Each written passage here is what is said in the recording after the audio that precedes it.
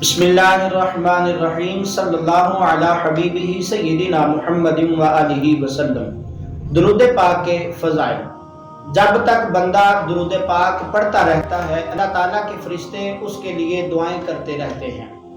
درود پاک گناہوں کا کفارہ ہے، درود پاک سے عمل پاک ہو جاتے ہیں۔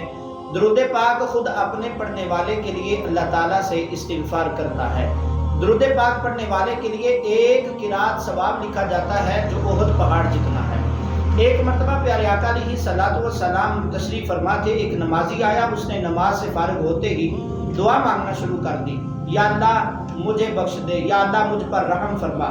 یہ سن کر پیارے آقا علیہ الصلوۃ والسلام نے ارشاد فرمایا، اے نمازی تو نے جلد بازی کی ہے، تجھے چاہیے کہ جب نماز سے فارغ ہو سب سے پہلے اللہ تعالیٰ کی حمد و ثنا بیان کر جو اس کی شان کے لائق ہے، اور پھر مجھ پر درود پڑھ۔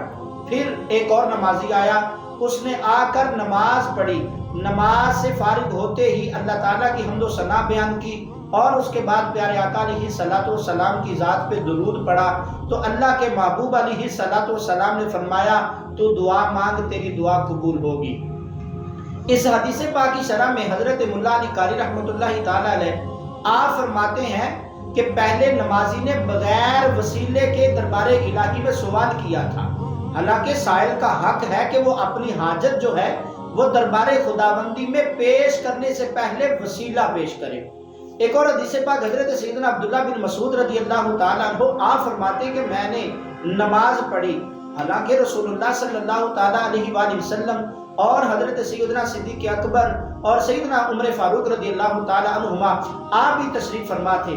جب میں نماز پڑھ کر بیٹھا تو اللہ تعالیٰ کی ثنا پڑھی، اور اس کے بعد پھر آپ فرماتے کہ میں نے نبی کریم علیہ الصلوۃ والسلام کی ذات پر درود پاک پڑھ کر دعا کی تو پیارے آقا علیہ الصلوۃ والسلام نے فرمایا تو دعا مانگ تجھے عطا کیا جائے گا، تو دعا مانگ تجھے عطا کیا جائے گا۔ ایک اور حدیث پاک میں ہے کہ کسی نے آ کے عرض کی، یا رسول اللہ علیہ وسلم آپ یہ فرمائیں کہ میں آپ کی ذات بابرکات پر درود پاک ہی اگر وظیفہ بنا لوں تو کیسا رہے گا؟ پیارے آقا علیہ الصلوۃ والسلام نے فرمایا اگر تو ایسا کرے گا تو اللہ تبارک و تعالی دنیا اور آخرت کے سارے معاملات میں تیرے لیے کافی ہے۔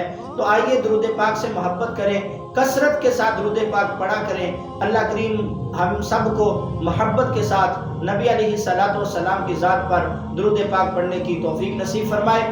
آمین بجاہ نبی الامین الکریم صلی اللہ تعالی علیہ وآلہ وسلم۔